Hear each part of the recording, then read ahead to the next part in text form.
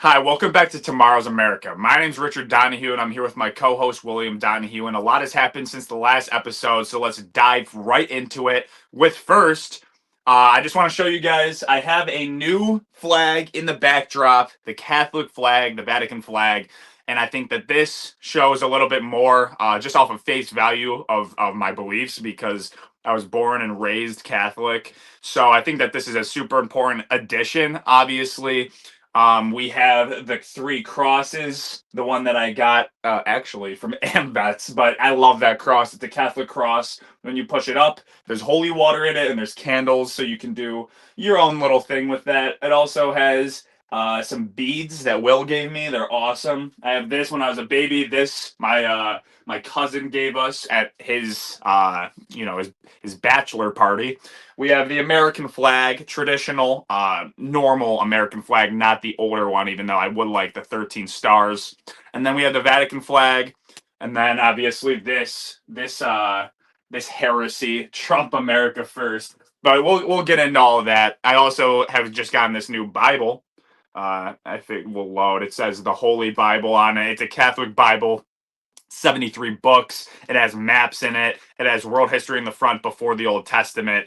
It's actually just like so sick. So I can't wait to bust this open, start reading scripture, and then soon get out and post some scripture to you guys about like my interpretations of Matthew, Mark, John, Leviticus. Just a couple of ideas that I have down the line in the future of the channel. But what we've seen is an attack on, honestly, all of the Christians should be feeling it, but mainly I see evangelicals defending it. A lot of Catholics are hurt. Trump posing as Jesus and disrespecting the Pope, just very blasphemous. So, Will, what's some of the stuff that you've been seeing about that, and like, what's your honest reactions to that? Because as a Christian, that blasphemy from the president means a lot more than just the average Joe on the side of the street. Right. Yeah, I mean, all politicians put their hand on the Bible and swear their oath to get into office. Joe Biden's Bible that he swore the oath on was like this thick. And they all play into or lean into because Christianity was one of the biggest voting blocks in America. So they all play into that. Donald Trump has taken it a step further of actually trying to, like, put himself in the story by using religious rhetoric to, ramp up his voter base, or so he thinks.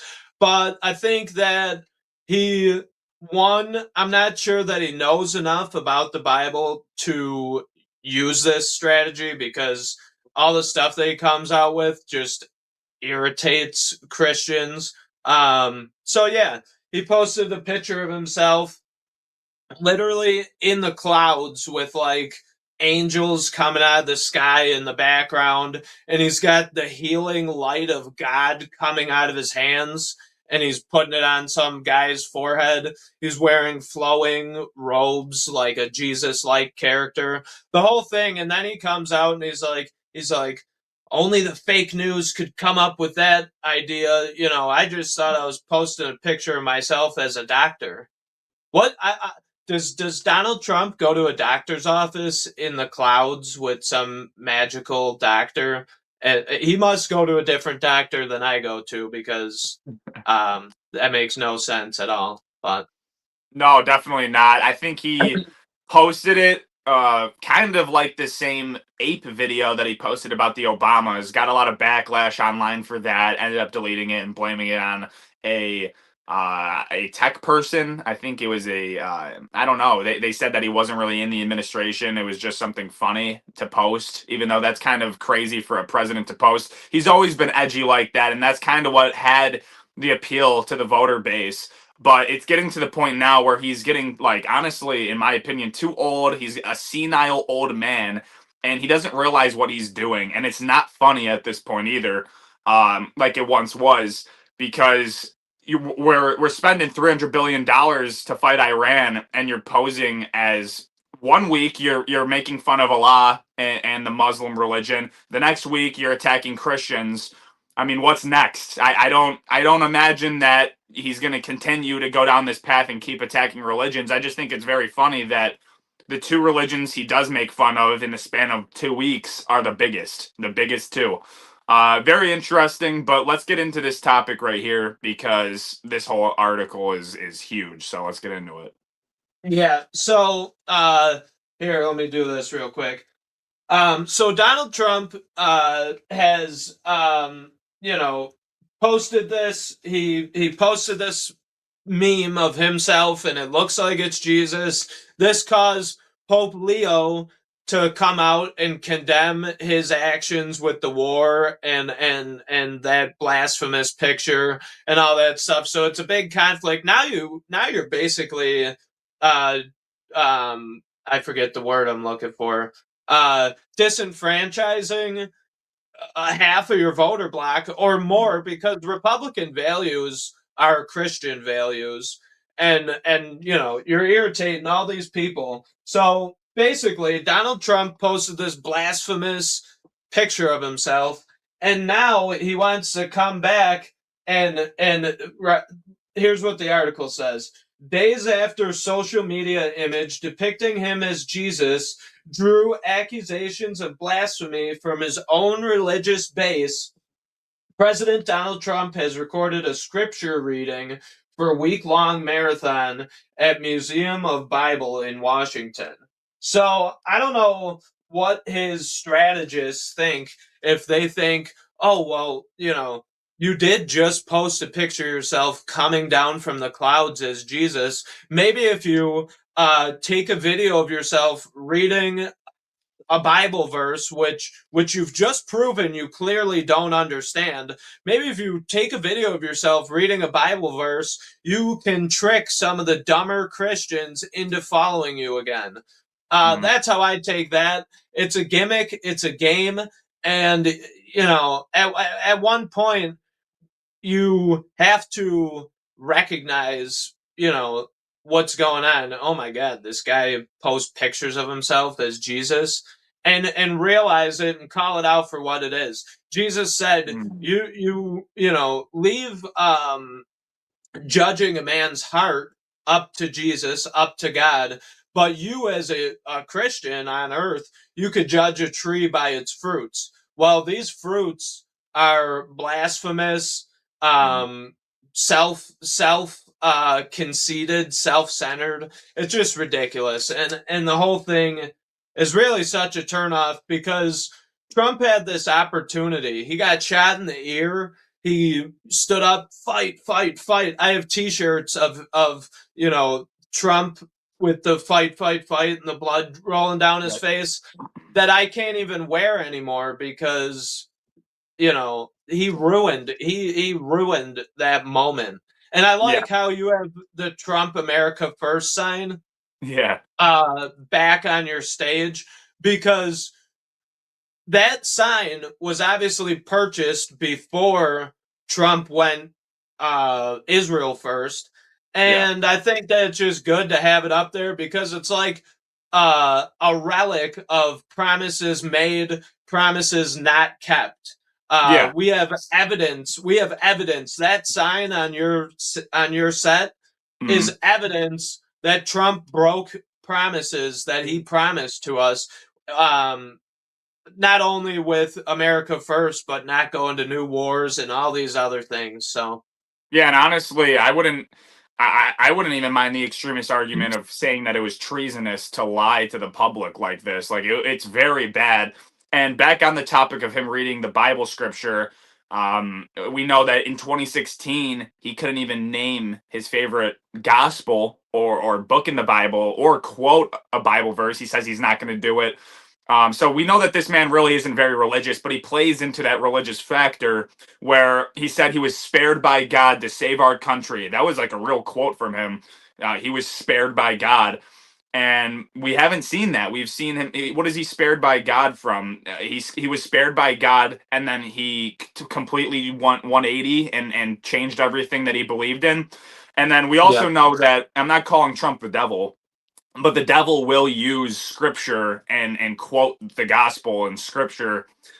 You see, like in Matthew, the devil's testing Jesus when he was fasting for 40 days and 40 nights, and he was basically telling him to jump off the cliff because, quote, he will command his angels concerning you, on their hands they will bear you up. So Jesus was not listening to temptation. He was clapping back at the devil, and the devil was continuing, and multiple times in the Bible you can see that the devil continues to quote scripture. I think it's very interesting that now President Trump decides that he wants to go out and do a Bible verse for this marathon that they're doing over the span of a week. I think it's very calculated, and I think his PR team is doing it to get some of those dumber, just MAGA drones back on his side, because, I mean, they'll forget it in a week. That's why the news cycle is so fast. These people don't remember things. They're going to be like, well, he quoted a Bible verse, so I don't really care that he posted an AI picture of him as Jesus with the devil in the background, even though the original image 2 months before didn't have the devil in the background. Like, there's so many things that with this guy I refuse to forgive. And obviously I forgive him, like, when it comes to like him as a person, but as this administration, I cannot forgive it, and I need I almost think I think we Yeah. need the Democrats to win so we can shut down this administration and all of the terrible things they're doing. They're doing some good things, and then they're doing a lot of bad things, which, number one, outweighs the good things, and also number two, to have the Senate, have the House, have the presidency, and still not get the stuff done. It's such a bad fall from grace, and such a terrible thing for the Republican Party. Like, the Republicans are getting absolutely wrecked.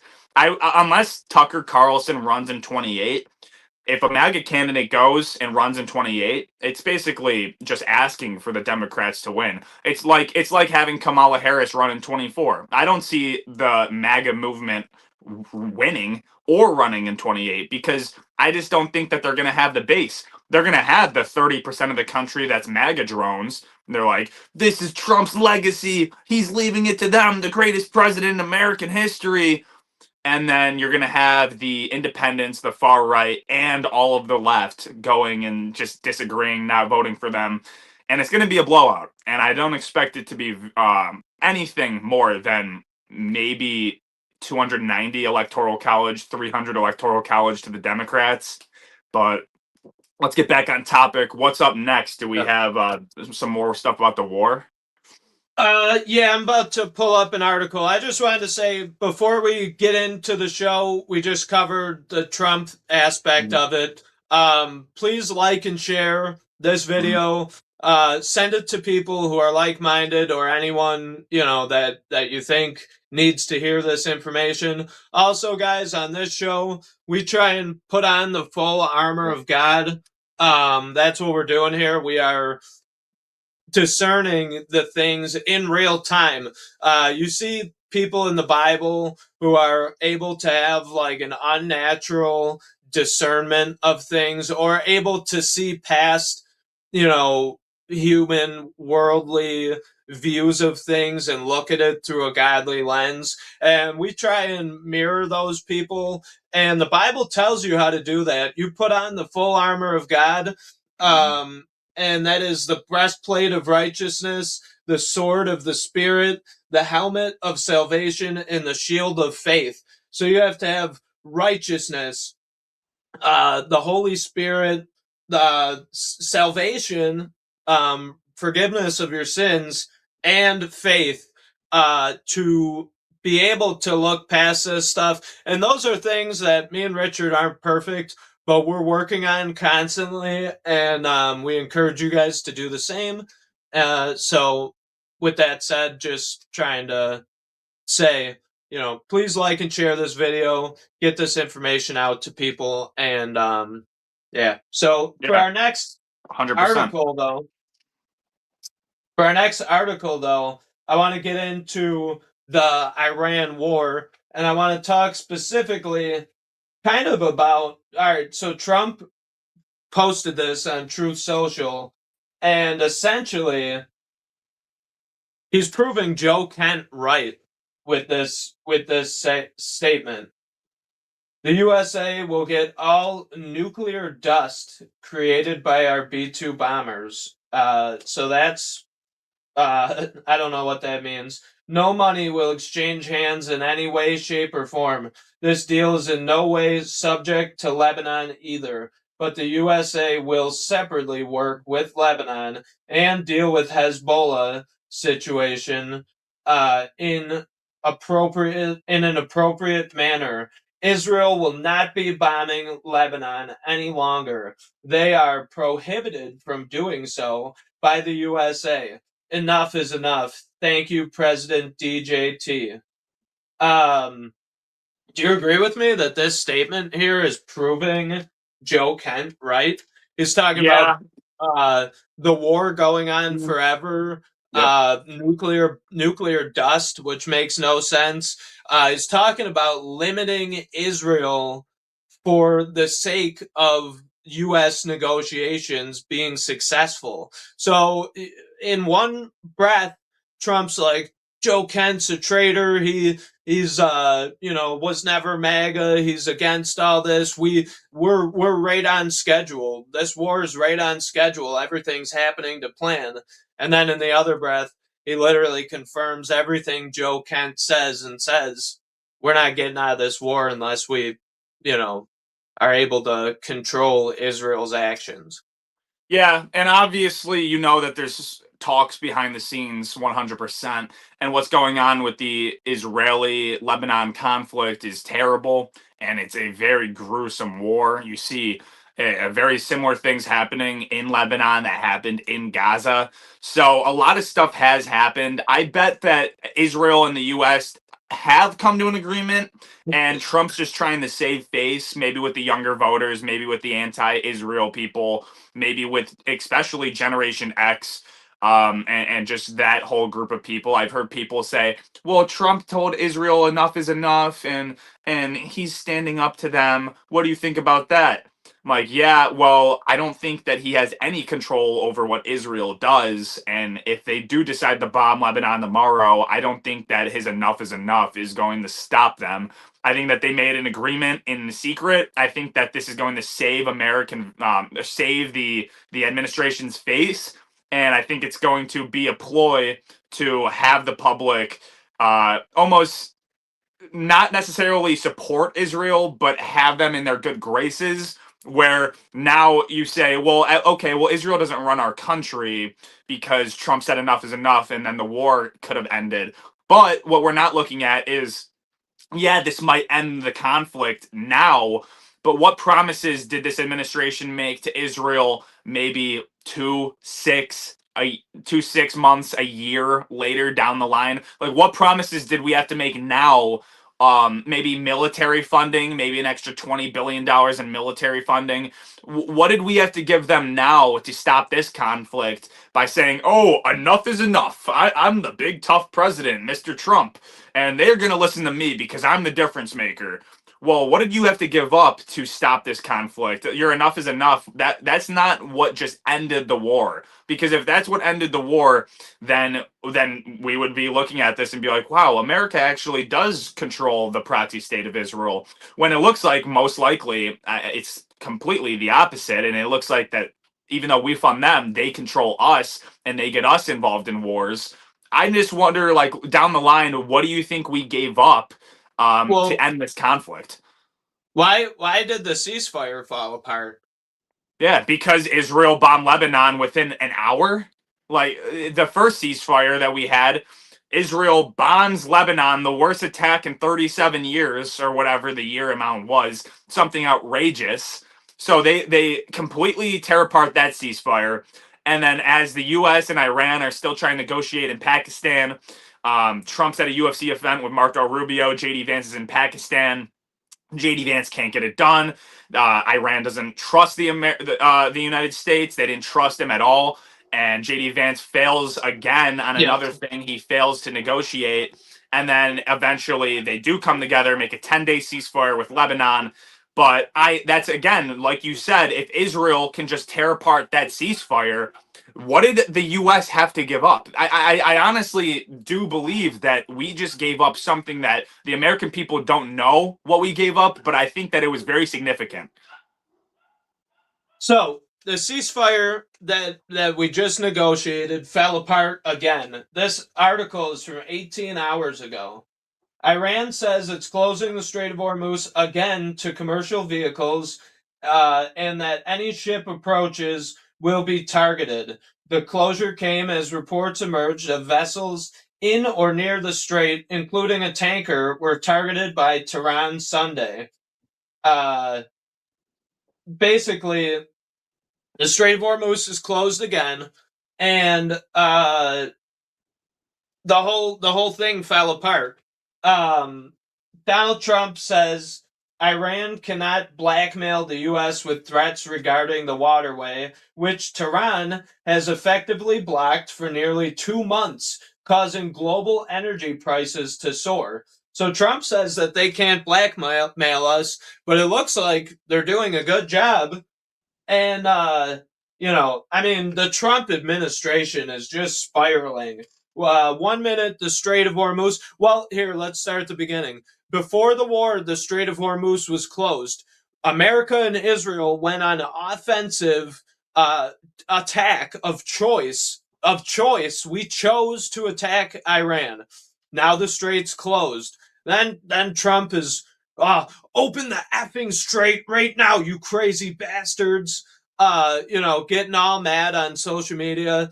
Then we go in for peace talks. Israel ruins the peace talks. And then Trump's like, oh, yeah, well, we're double closing the strait. Now we're closing it because we always wanted it closed. But if they don't open it, then we're going to close it more than it already was. Now, they used, here's the thing, they used the ceasefire as a way to say, like, not touching you like a little kid, not touching you. We're in a ceasefire, and they drove demining ships into the strait, the Navy, the U.S. Navy, and other countries.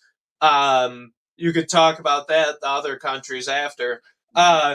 We used it as an opportunity to become more militarily set up for when the ceasefire ends so we could go back to attacking Iran. I wouldn't, and Donald Trump ordered more soldiers to be sent to the Middle East, and he ordered them to be sent during the ceasefire. So we're using the ceasefire as like timeout, timeout, timeout.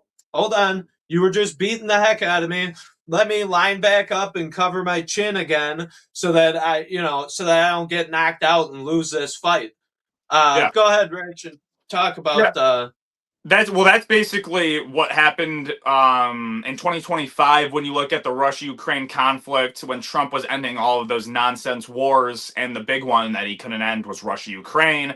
Russia refused to do a ceasefire because they're saying, well, we're kicking right now. We're killing Ukraine. Why would we stop the ceasefire and have a 2 week ceasefire? So what? We can continue fighting in 2 weeks, and then you can remilitarize, and then you can start killing more of our soldiers. We're not going to do that. We want a peace deal. This is what Putin said. We want a peace deal, but we're not going to just hand over a ceasefire for 2 weeks so you can rearm. It's the same thing that's happening right now. We are rearming because we know this conflict's not over. We are saying it's over. And again, I think it's saving face. We're saying that this conflict is over, but it's not. It's definitely not over. And I think that Trump and the administration actually used the wrong terminology by saying blackmailed. They're saying that the U.S. will not be blackmailed by Iran with the Strait of Hormuz. I don't think that blackmailed was the right word. I don't know if that's just something that's in the back of their minds because they are being blackmailed by a certain country or something along the lines of that. But I do think that the right terminology would be hanging over your head. I'd say that you will not be able to hang this over our head, the Strait of Hormuz.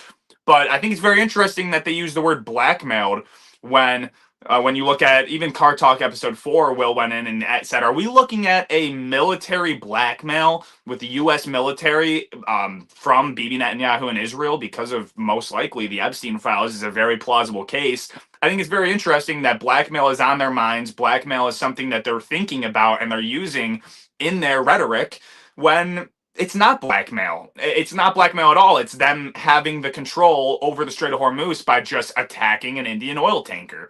And the only reason they did that, too, is because Trump says, well, we're still going to have the American blockade.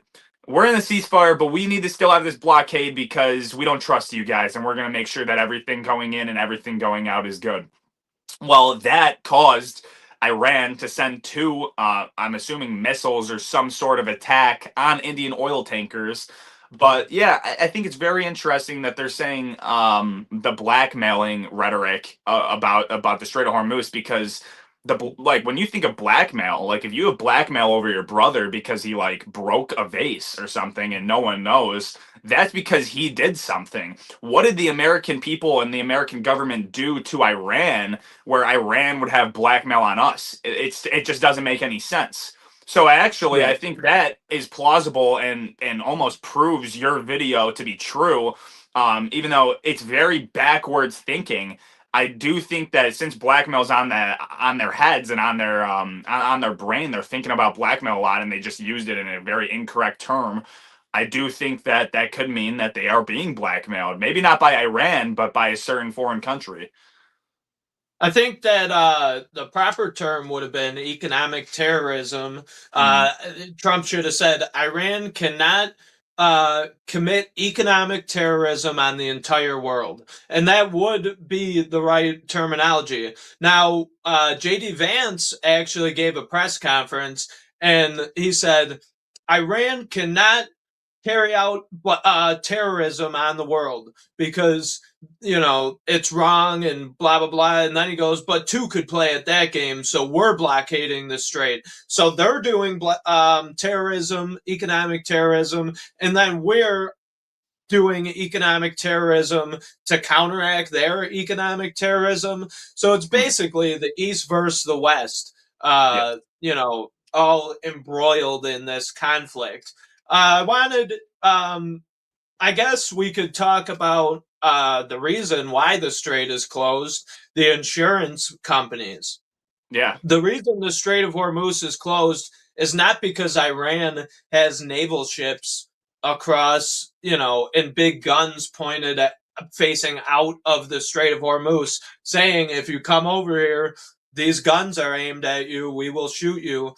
The reason the Strait of Hormuz is closed is because millions and billions of dollars worth of cargo are going through there. And the risk that a company takes carrying that cargo is supposed to be insured by an insurance company. Now, if those ships have a high likelihood of being sunk to the bottom of the ocean, the insurance companies won't insure the ships. So the Iran shooting at ships is causing the insurance companies not to insure the ships. Therefore, they won't even attempt to travel through the Strait of Hormuz. mhm. Yeah, exactly. And that's why they do have the power to close the strait. And that's why 16 separate intelligence agencies told the president they will close the strait if you attack them. And the president listened to one intelligence agency, and that so happened to be Mossad and the Israeli intelligence, because that's what he does with all Middle Eastern foreign policy. You hear a lot of boomers that so happen to be Zionists say that we need their intelligence because they have the best intelligence in the world. Well, if they do have the best intelligence in the world, which I'm not doubting, they probably do. They have a top 3 minimum intelligence in the world, but they're lying to us, then that makes them the worst intelligence in the world for us, specifically for us. If they're lying to us, but we are blindly trusting them, that doesn't make them the best. That makes them the worst for us. We should have listened to our Yeah. own intelligence. We should have listened to what Joe Kent was saying about everyone told him not to do it, and he didn't believe it. He said they wouldn't close the strait. He's like, everyone's surprised. They attacked Saudi, the UAE, Bahrain. We did not expect this.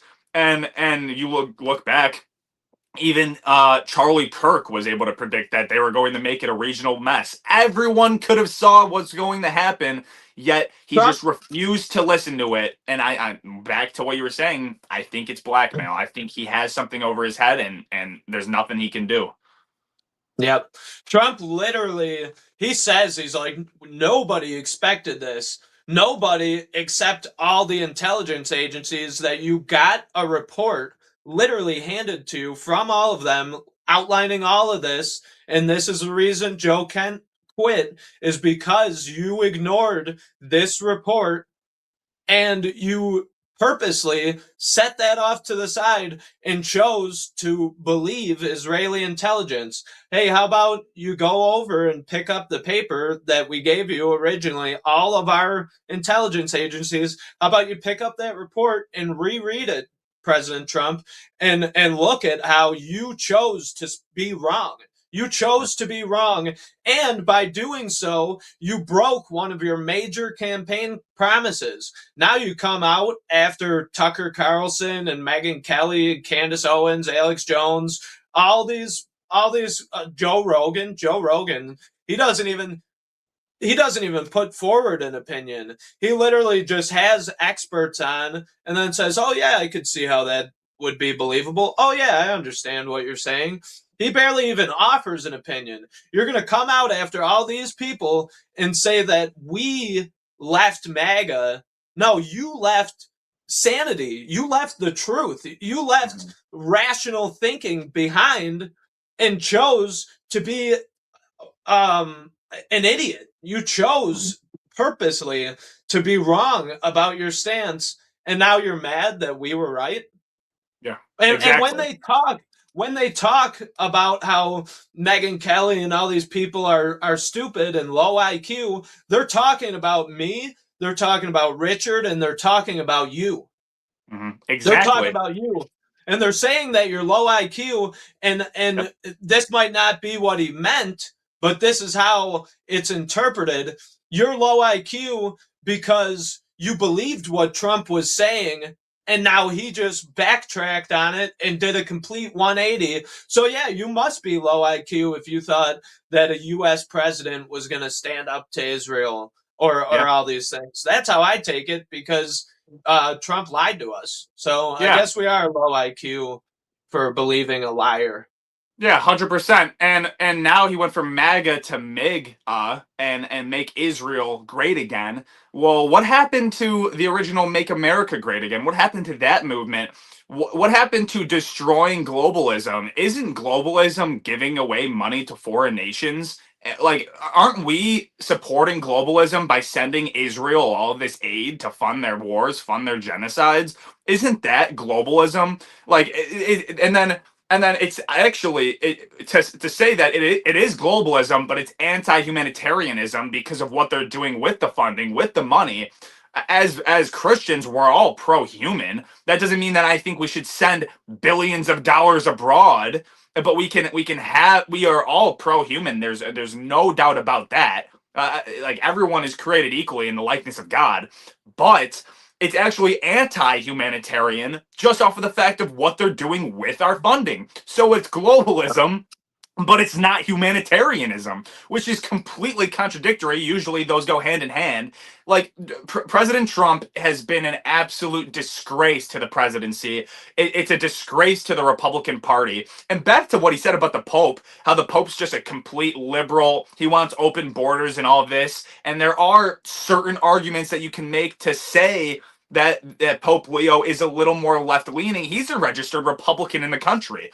He's voted Republican before. So the fact that he doesn't support President Trump, but he is a registered Republican, just shows like he's one of us. He's one of the people that is not MAGA, but he has voted Republican in the past. For him to be a registered Republican, and now President Trump wants to come at him and say that he isn't MAGA. Well, who is MAGA? Mark Levin? Mark Levin's the poster boy of MAGA. Let's make a 500 text True Social on Mark Levin and how if you're not like Mark Levin, you're not MAGA. Well, You have to be ready to go to war. sorry for my language, but if Mark Levin is MAGA, I don't want to be anything close to MAGA. Mark Levin is like the complete opposite of what I want to be involved in when it comes to politics. I am trying to push American first values, Christian values, and everything else comes second. Everything else, pro birth, pro human stuff like that. Mark Levin is a Zionist, just Israeli Oh, shill in the presidency. He's talking to the president, giving him all this info. What happened to having Tucker on in the RNC?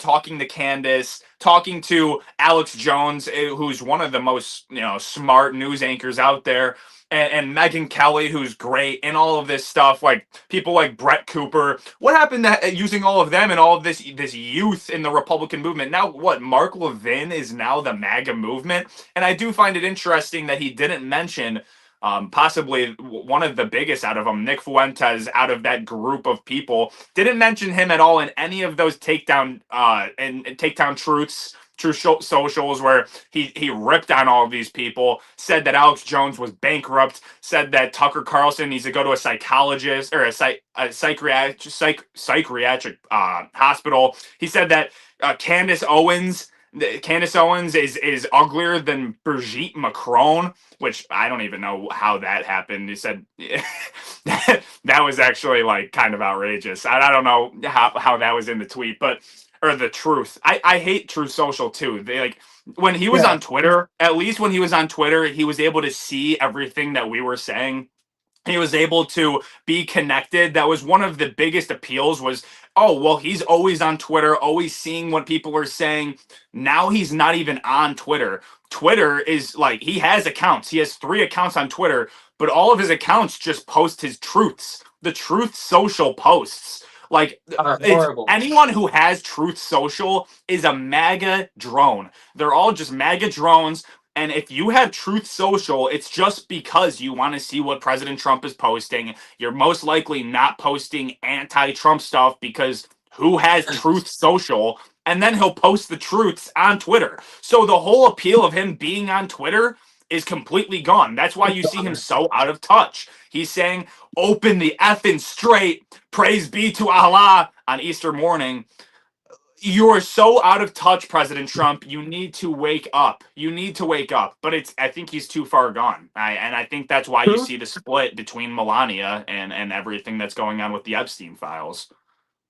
Truth Social is a Gnostic, if that's the right word, basically a lofty echo chamber of like a mix of Donald Trump, like fanfare, whatever, and like QAnon, conspiracy type of stuff, and it's just an echo chamber of all these right wing Republicans who, if anything, I would say that they're the woke right because they Oh, for believe, sure. they believe in all these crazy things. Oh yeah, Trump he's going on world tour and he's saving Israel for last, and it's 5D chess, and you're just not smart enough to see it all because For sure. blah blah blah blah blah. Basically, Donald Trump is so disconnected, and then he goes on Truth Social because all he gets is flattery and approval on Truth Social. He goes on there and he says, tune in tonight to Mark Levin. He thinks what I think. You need to listen to him. And then if you actually did the day that he said that, if you actually did tune in to Mark Levin, you would have seen Mark Levin get on the air and be like, the American boys and girls need to be ready to go to war. We need to nuke Iran. And you think, is this actually Trump said, go on and watch Mark Levin, this is what I think. And then it's literally Mark Levin advocating for your sons and daughters to go to war, people me and Richard's age, to go die for Israel in a foreign war that has nothing to do with us, and that we need to nuke Iran because we did it once before with Hiroshima, so we could do it again. That is so wrong on so many levels, and it just shows the disconnect, and it shows how he's done a complete 180 didn't end the war, didn't do any of most of his campaign promises. If you go online, hold on, I'll actually do this live on the air. If you go online and look up here we go. Hold on. If you go online and look up Agenda 47, Agenda 47. Okay? Agenda 47. Donald Trump did number 1 on the list, and then he hasn't done anything else. Agenda 47 says, if we can find it here, Agenda 47. And I apologize for trying to do this live on air, but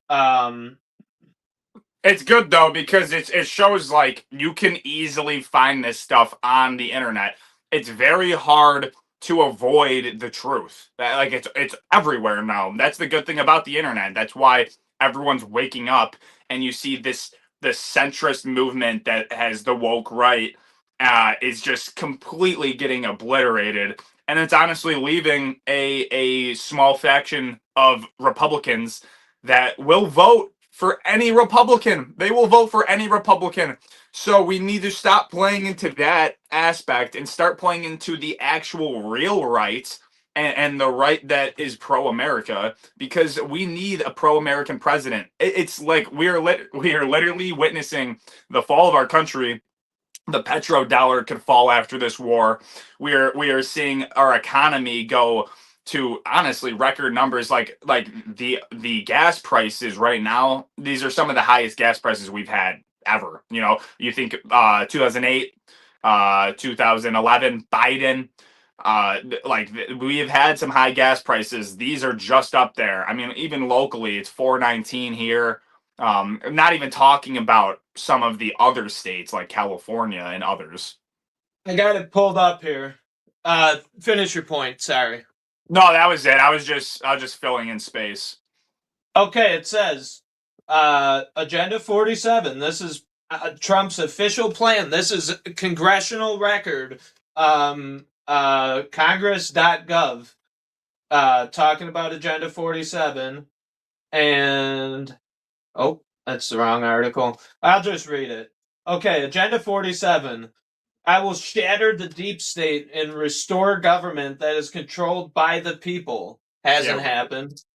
On day 1, reissue 2020 executive orders restoring the president's authority to fire rogue bureaucrats. Hasn't happened. Maybe he signed the executive order, I'm not sure, but he hasn't fired rogue bureaucrats. If anything, they've gotten worse. Overhaul federal departments and agencies, firing all corrupt actors in our national security and intelligence apparatus. Tulsi Gabbard's phone literally got hacked by some of her employees, and there hasn't been any names announced. There hasn't been any massive that just skipped over in the news cycle. Fundamentally reform the FISA courts, ensuring all corruption is rooted out. Just a week ago, Trump said that he wanted a clean passing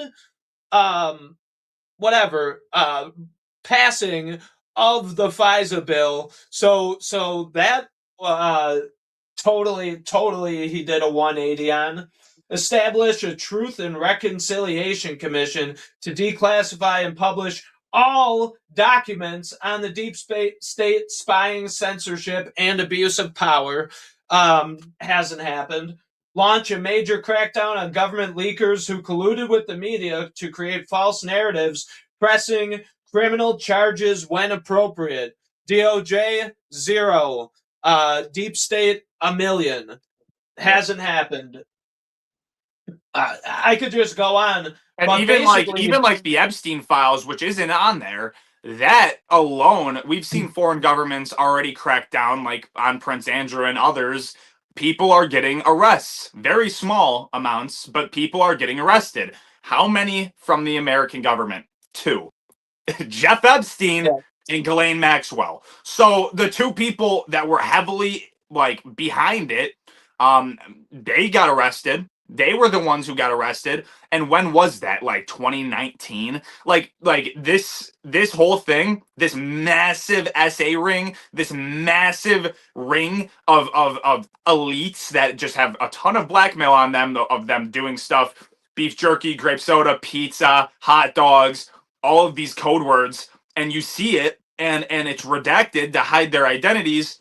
We can't do anything about that. Trump's DOJ that's gonna save America and protect the American citizens. We can't do anything about that. No, it's because they're involved, they're corrupted, and they don't want anything to happen. And they want it to blow over. Good job, DOJ. The war's been 8 weeks. We forgot about the Epstein files. Soon as this war is over, we're back on it. And that's going to be what we're hammering the DOJ with, hammering the administration with, because we need answers, we need arrests. And we honestly, I don't know how the government survived this with this bombshell that was dropped. Like, I don't know how we got all this information and we didn't revolt. We didn't have an uprising, because this is the sickest stuff you'll ever hear.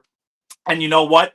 It's just a testament to convenience, phones, everything wanting to be so easy. Oh, well, that's just a lot of work. And but the economy, and I don't want to go through a whole government shutdown where everyone in the government's gone. That's just so much work. I'd rather just use AI to do my work and just have all this convenience and go on my phone and scroll on TikTok for 3 hours. That's owned by Larry Ellison. Yeah, that's great. We should just completely just get completely out of every conflict, and let's just scroll on TikTok for 3 hours a day, post an Instagram post to get 80 likes, and live our convenient lives with our Roomba sweeping and mopping the floors. And we can go outside and, oh, well, I did so good today. I cut my grass. Wow, you cut your grass. That's like the bare minimum.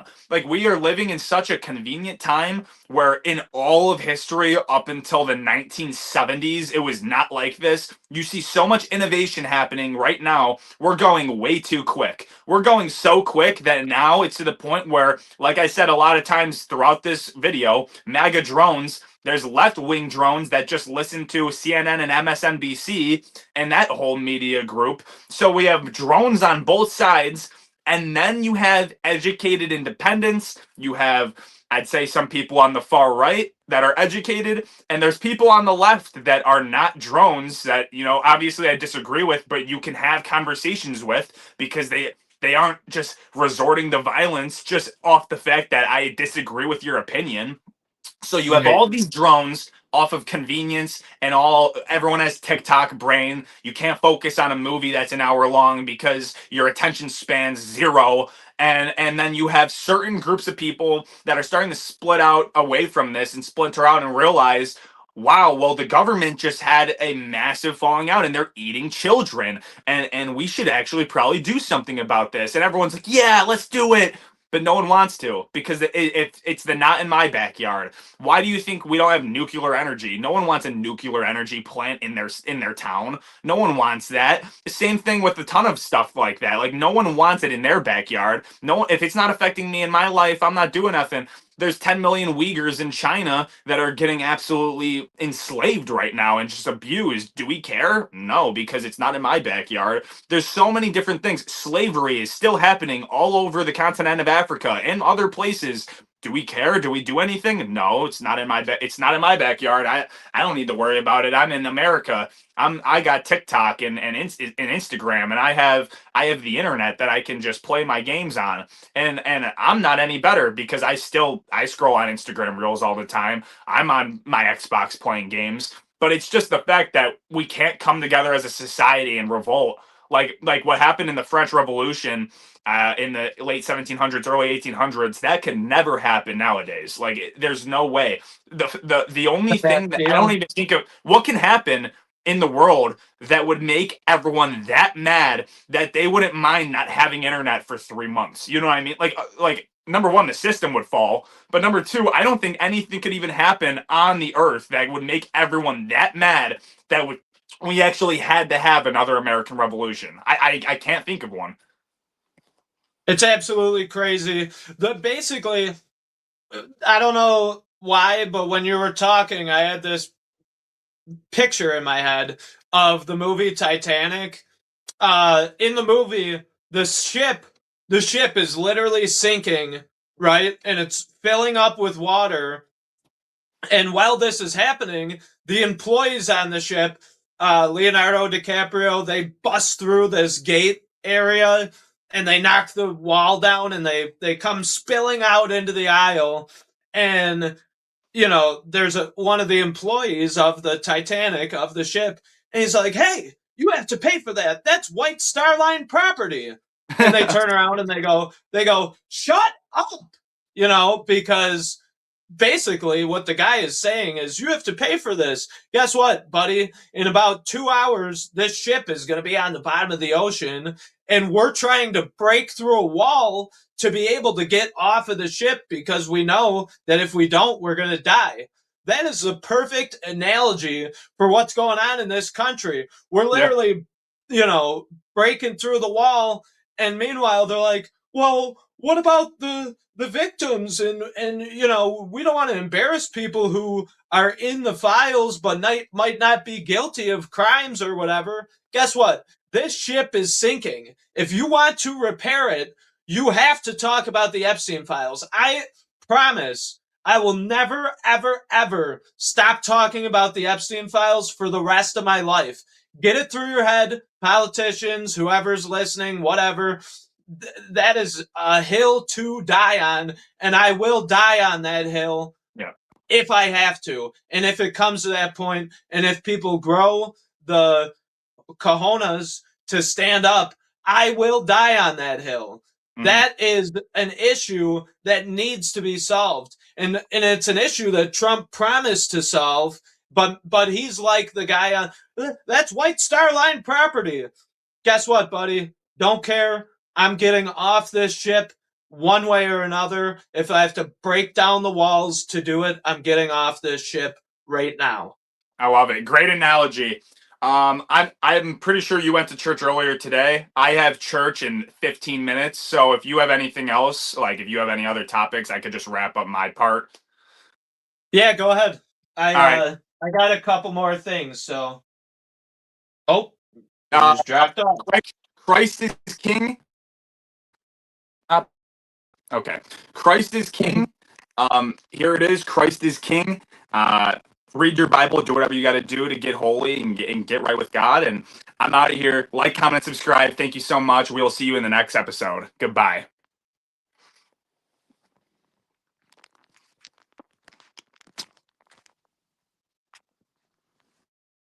Okay, so Rich is gone, and it's just me and you guys for the next probably 15, 20 minutes.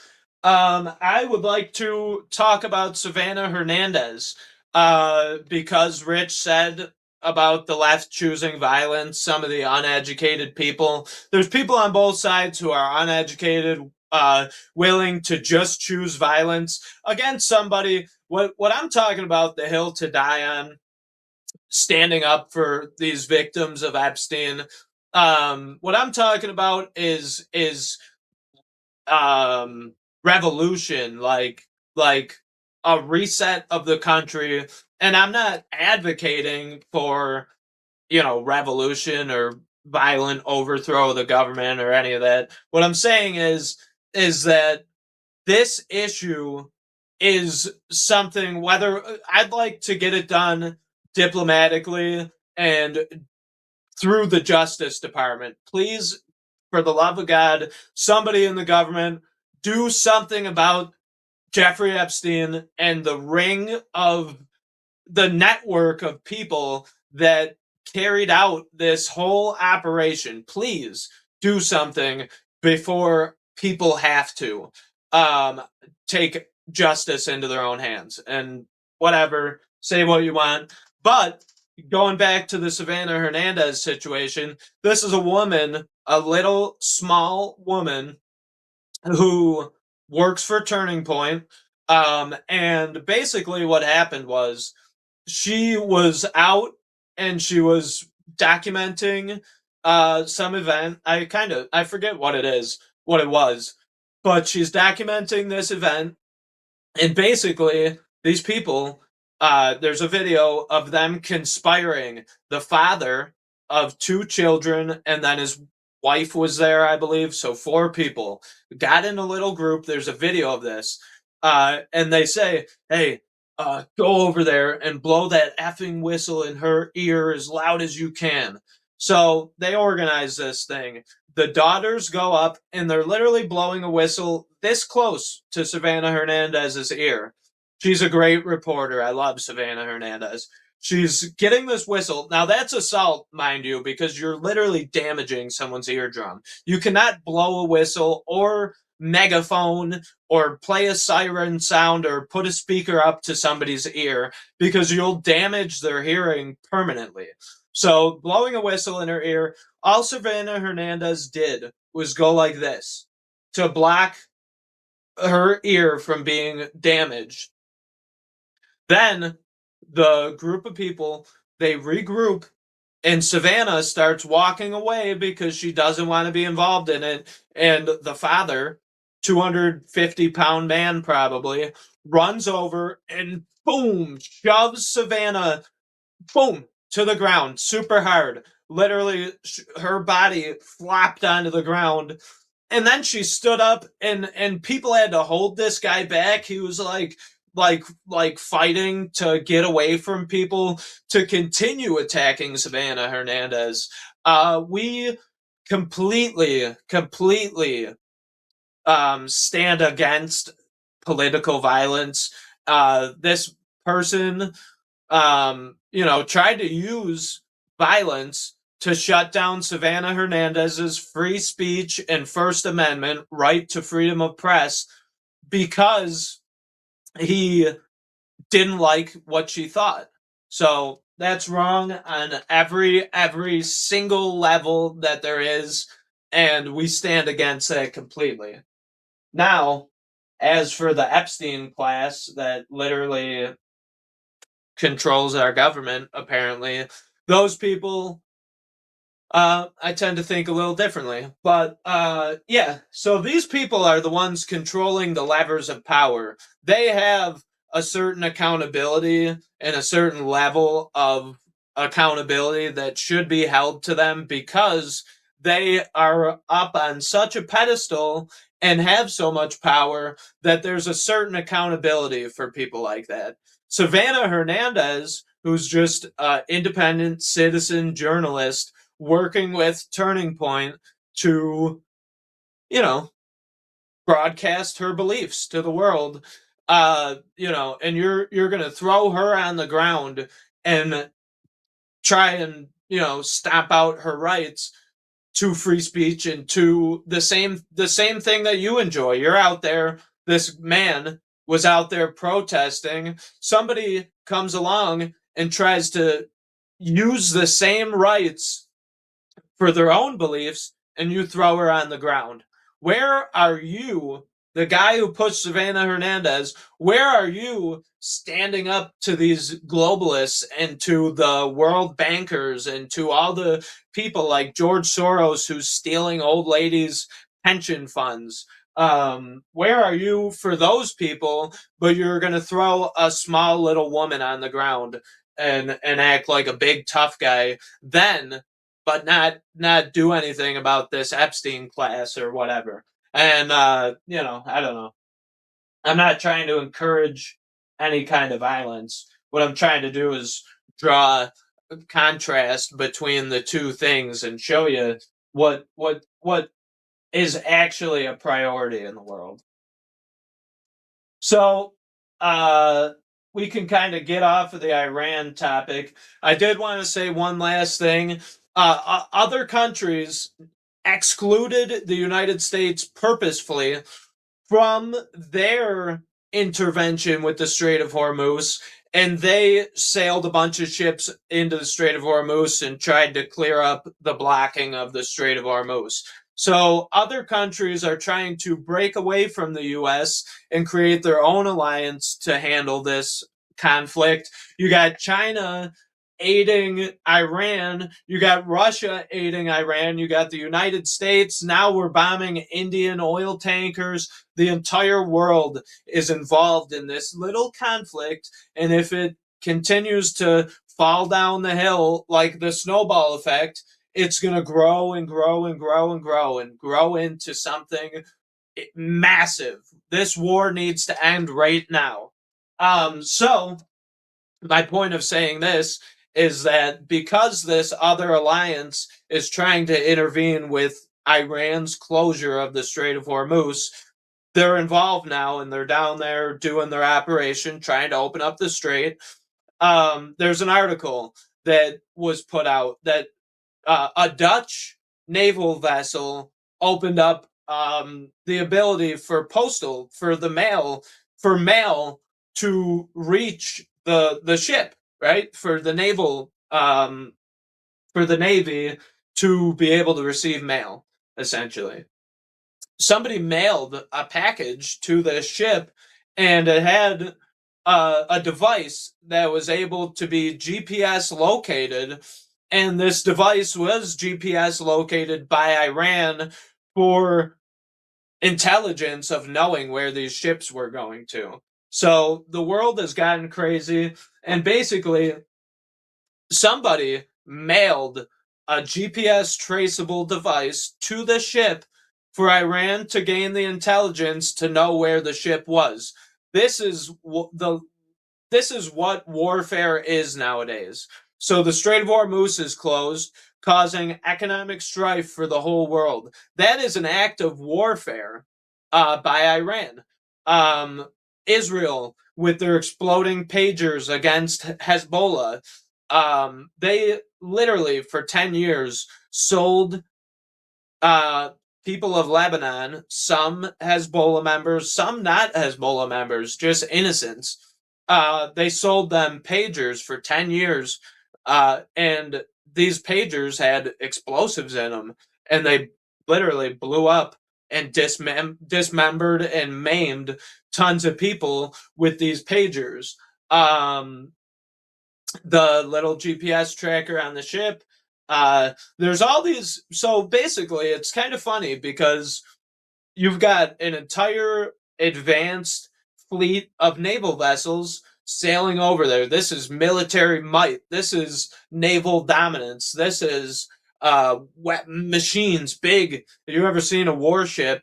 They're giant and they have all these, satellite dishes up on the top and all this super high tech equipment.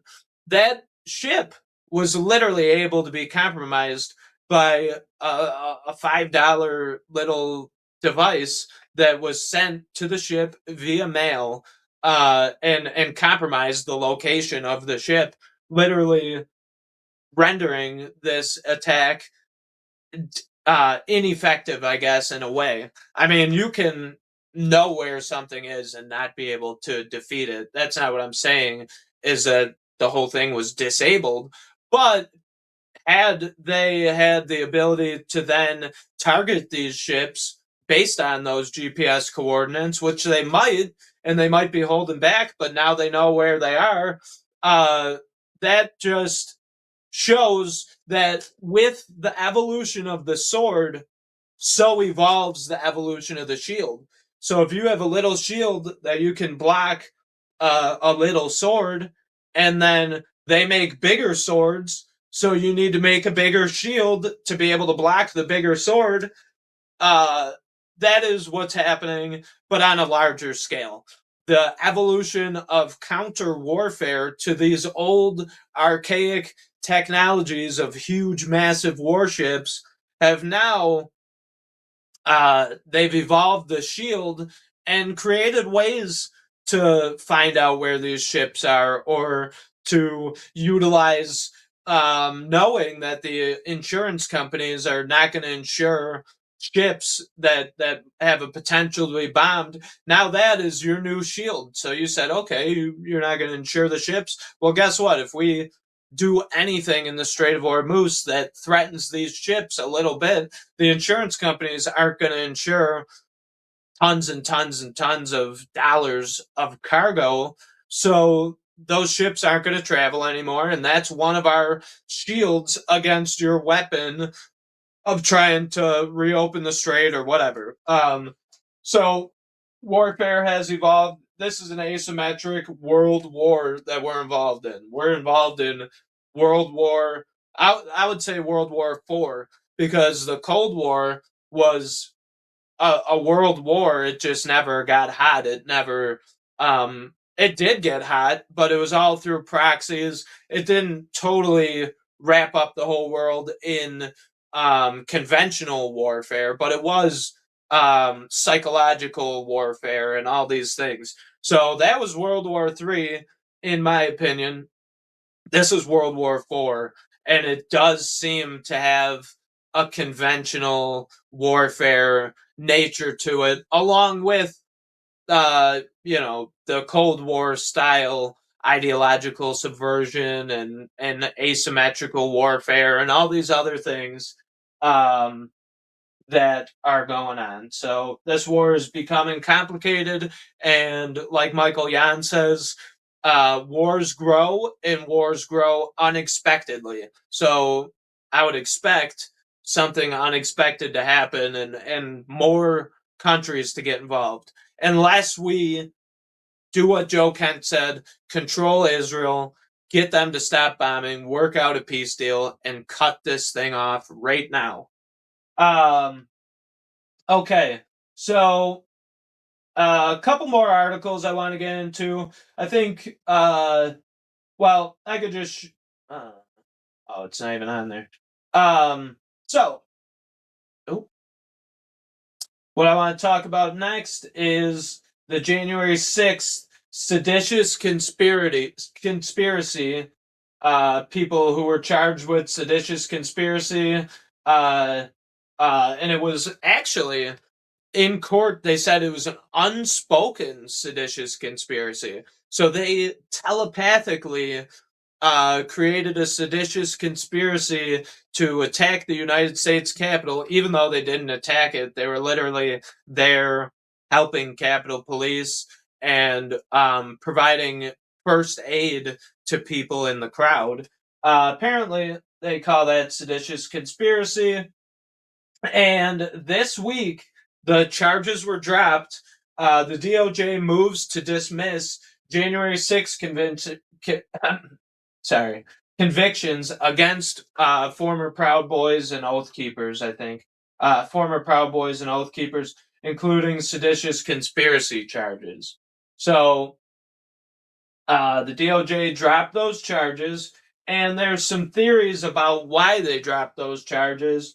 The January 6thers who were, convicted with this, they had their sentences commuted, and that's not like a complete pardon, and it's not a complete show of innocence. So these people were appealing to the Supreme Court to say, hey, this, you guys wrongfully charged us. One of the people did 4 years in jail. Now the Justice Department on Tuesday asked the federal court to vacate January 6 convictions against a dozen former members of the right-wing Proud Boys and Oath Keepers, most of whom were convicted of seditious conspiracy, aiming to wipe away some of the final Capitol riot charges that are still standing. Yeah, that might be true. They might be aiming to, and Donald Trump can take credit for it and say, oh yeah, we freed the January Sixers. We even got the dozen people cleared of their sentences. This is a win for the people. Promises made, promises kept. He could say all that, but in reality, people involved in this case theorize that so basically they were in the appeals process, which meant that they can introduce new evidence pertaining to the wrongdoings of the government during the case and show evidence proving the government wrongfully charged these people. And so they were going to have the opportunity to present that evidence in the appeals trial.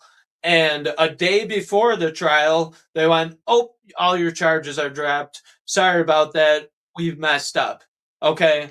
What that does to me, what that shows to me is that they knew that they were about to get proven wrong and proven to be malicious and proven to be all these different things. So to get ahead of that, they dropped these charges so that the evidence that these people were about to present never comes out and never gets added to the record. And I think that that shows manipulation of our thought process, saying, all right, we weren't going to free these people until we almost looked bad. Now you're free. And it shows that Trump never really actually cared, that he just didn't want to, be made to look foolish. But yeah, these people deserve to be free, and they deserve restitution of their veterans benefits and of their disability money, and they deserve to be paid for all the time spent in jail for a crime that they were never charged with, and that on the record shows that they never were guilty of. 4 years in jail, a man did, who is now free to walk around and has zero criminal record and has had their military service, their benefits, their all their benefits from being a member of the military and the recognition of their service restored. So that's wrong on so many levels, and Trump should have literally pardoned these people the day after January 6th. He was still the president, and you mean to tell me that you're gonna not utilize your power to say, hey, Enrique Tarrio was in a different city and never even texted these people or never even talked to these people and told them to go riot at the Capitol or anything, but he's doing jail time for not being there and not saying anything. But you're gonna say that there was what was the word they used? I already said it once on the show. Basically saying that there was a telepathic communication that you can't prove that it happened or didn't happen, but it must have happened because they, carried out whatever on January 6th. Just ridiculous. And Trump, again, fails to meet even the lowest standard that we have for him. Okay. So the January 6th, DOJ. Now, did you know that 10% of births in the United States, 10% of new citizens added to the United States population or the United States, list of citizens are anchor babies?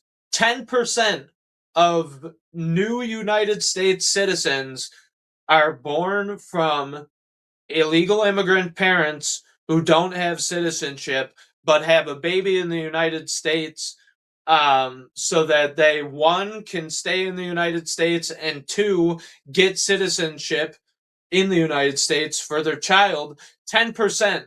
So the whole 14th, or was it the 14th Amendment? I think it was the 14th Amendment. The whole case against birthright citizenship and anchor babies and all this stuff, the naturalization process, the whole debate with that is based around slavery. So basically, when slavery ended, there was this body of people who were now in America without citizenship. And clearly, this was wrong.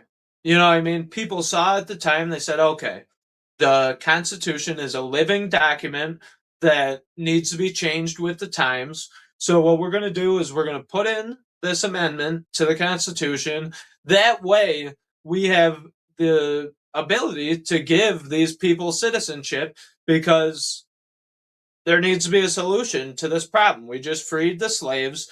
They're not citizens. They don't have rights, and they need to have rights. So we're going to, put forth the 14th Amendment or whatever, and give these people citizenship. That's perfectly understandable. It was reasonable at the time. It makes sense. Some people tried to fight it and made the Jim Crow laws and, did lynchings and um, said that they were 3/5 of a man and whatever. All these laws that came after to try and limit that. But at the time, the people who wrote that amendment said, okay, we need a solution. And they tried to do the right thing and they tried to grant slaves equal citizenship and equal um, rights under the law. So that's what they were trying to do. Whether it worked out or not is debatable or whatever. But now they're using this same law to say that a pregnant Mexican woman can run across the border, give birth, and that we have to accept them as an American citizen. It's a completely different circumstance, and it's asinine to think that that is, acceptable, that this loophole that was meant to help people now can be used as some loophole to just get whoever into the country and have children and unregulated unregulated citizenship for anyone who enters the country and has a child. And I think that the same thought process that said we have to do the right thing, we have to give these people citizenship, therefore we need to amend the Constitution to help these people. Well, now we need to use that same thought process to amend the Constitution to get rid of that law because, everyone, the slaves, there hasn't been any new crop of slaves that need citizenship. So everyone has citizenship from the slavery period, and we've, righted our wrong to an extent. We've course corrected. We didn't right our wrong, and we never can right our wrong for that. It's a black mark on American history that we can never get rid of. I mean, we've done our best to course correct and give people equal rights, and that's good. But now we need to course correct again, take that law away, and stop allowing a person from China to sail over to Guam right off the coast of China and just give birth and create dual Chinese American citizens at will whenever they want. Rapid fire. You could just create all these new citizens and there's nothing that we can do about it. No. I refuse to believe that. I think it's ridiculous. And yeah, so that's the anchor babies. Meanwhile, an illegal alien and a suspected person, sexual criminal, was fatally shot, and he opened fire on police. And so basically, what I'm saying is you got illegal immigrants who more likely than an American citizen is going to be suspected or charged with crimes like this, and then they have a gun, so they shoot at the police. This whole thing was one of Trump's promises to solve, to deport the illegal immigrants, and it hasn't happened. Like we said before, promises made, promises broken. Not promises made, promises kept. And because of that, Lee County Sheriff's deputy in Lochapoka on Wednesday, all these police officers had to be involved in a shootout with an illegal immigrant, and some of the police were injured in this shootout, and the illegal immigrant is now dead. So what would have been better? What would have been better, to deport him 6 months ago, or for him to be dead because he couldn't be a part of our system? We didn't want him to be a part of our system, so we wanted to deport him. But then he stayed at his own will, even though he could have self-deported. And the left protested and advocated for him to stay here. Now he's dead because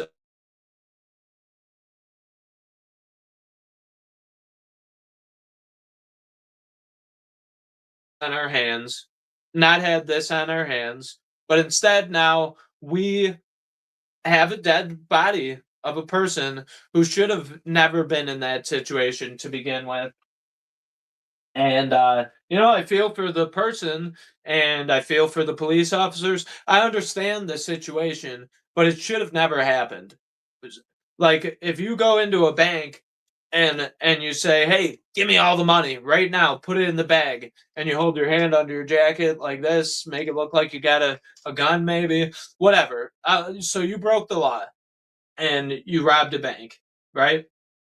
And then you go to court and you say, "Well, it is the money from Congress. Congress has the power to print money, and we, the people, are in charge of the government. So if Congress gives the money, that means it's my money, and no one's money is anyone's money. If it's stolen, it's everybody's money. We, the people. It's in the Constitution. You can find some workaround to say that you didn't know that that was illegal, but it's still illegal, and therefore you robbed a bank. So now you go to jail." Well, if you cross the border and you want to say, "Well, we didn't know, and no one's land, no one's illegal on stolen land." Yeah, get out. That I mean, I don't know. I don't know how to simplify it anymore. But basically, the illegal immigration is such a simple topic to grasp. I don't get where people get off, finding nuance. There's no nuance. You came here illegally. You can get out, and that's just as simple as it is. That's that's literally how simple it is. There's no workaround. There's no other way to phrase it. There's no nuance. There's no, yeah, but they said there's none of that. It's illegal. Get out. That's just to boil it all down to one sentence. And now I just quickly wanted to go through this. This is ICE, U.S. Immigration and Customs Enforcement official Twitter page. And yeah, so every day they're arresting people. Rene Rosario Miranda was convicted of statutory rape last September, arrested by ICE. Brian Rafael Gomez, criminal legal for domestic abuse. ICE arrested him. Let's see. Look at this guy. Take a look at that guy. ICE arrests foreign fugitive wanted for homicide in Brazil. How about this? Let's see. What else do they got? Here we go. Rene Mercutio Flores Lue was convicted in Rocky County, Minnesota, fourth-degree criminal sexual conduct after a plea deal. Prosecutor originally charged him with child rape. So these are the type of people who are walking around our country, and something needs to be done about it. Something needs to be done about it. And so far, our president, obviously, ICE is a federal enforcement agency, and we just saw on their website that they are making these arrests.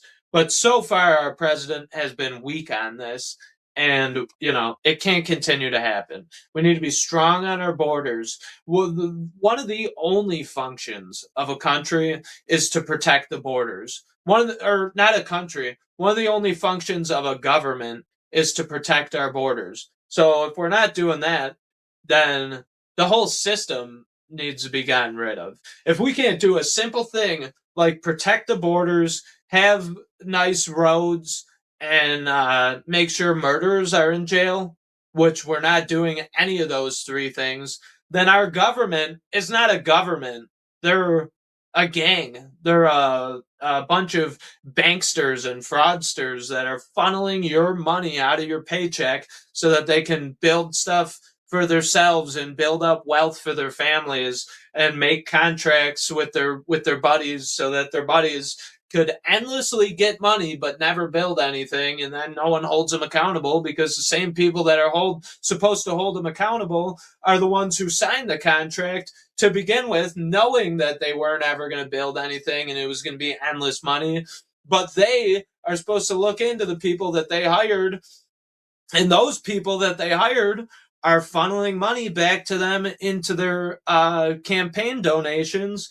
Therefore, nothing ever happens and no one's ever held accountable. And that's just the way that our system works, and it's disgusting. So, just wrong on so many levels. If you guys want to, I suggest going to judicial Judicial Watch. Go to Judicial Watch. This is a great website. And I wanted to just scroll through this for everyone. And this will probably do it for the show after this. But I wanted to scroll through this for everyone just because I'm trying to promote educational websites. We talked about the one website last week that was holding media accountable. This website here is holding the Supreme Court accountable. And I think it's very important that everyone knows about this. So judicialwatch.com, here, press releases. Let's see. Let's just go through real quick what is going on. Judicial Watch, FBI records reveal altercation at Trump rally site before shooting. Judicial Watch sues National Intelligence Director for records on COVID-19 origins and coronavirus research. Judicial Watch sues Justice Department for records on unsolved 1.5 million in art theft. Judicial Watch election integrity team to monitor Hungary's elections. Judicial Watch 372,000 inactive voters removed from Colorado voter rolls after lawsuit and settlement. So, very important. Judicial Watch is doing the work of holding the government accountable, and the least that people could do is support them and check out their content and learn what's going on in your own country with your own government that you pay weekly. Probably like 25-30% of your paycheck goes to these people. And if it wasn't for organizations like Judicial Watch, these people would be getting away with these things. And so support Judicial Watch, support Tomorrow's America. And you could do that right now by liking and sharing this video and subscribing to our YouTube channel. Very important, I think, information that we put out also. And we try and lift up all these other organizations by spreading the word about them. So if you guys like what we do here, please like and share this video. Subscribe to our YouTube channel. Remember, Christ is King. Have a great Sunday with your family and your loved ones and all that. But just remember what situation we're in, and just remember that we are on the Titanic right now, and it is sinking. Like they say, the ship could handle water in 4 of the four of the compartments. But once the water starts spilling over into the 5th compartment, it's a mathematical certainty that this ship is going to go down. Well, I think that the water is spilling over into the 5th compartment, and that's what we're warning people about on this show. It is a mathematical certainty that things are going to spiral out and that things are going to get worse on this planet. And me and you have the opportunity to do something. I believe it was Gandhi who said, "Be the change you wish to see in the world," and I am going to leave you guys with that message. Be the change you wish to see in the world, and thank you for watching.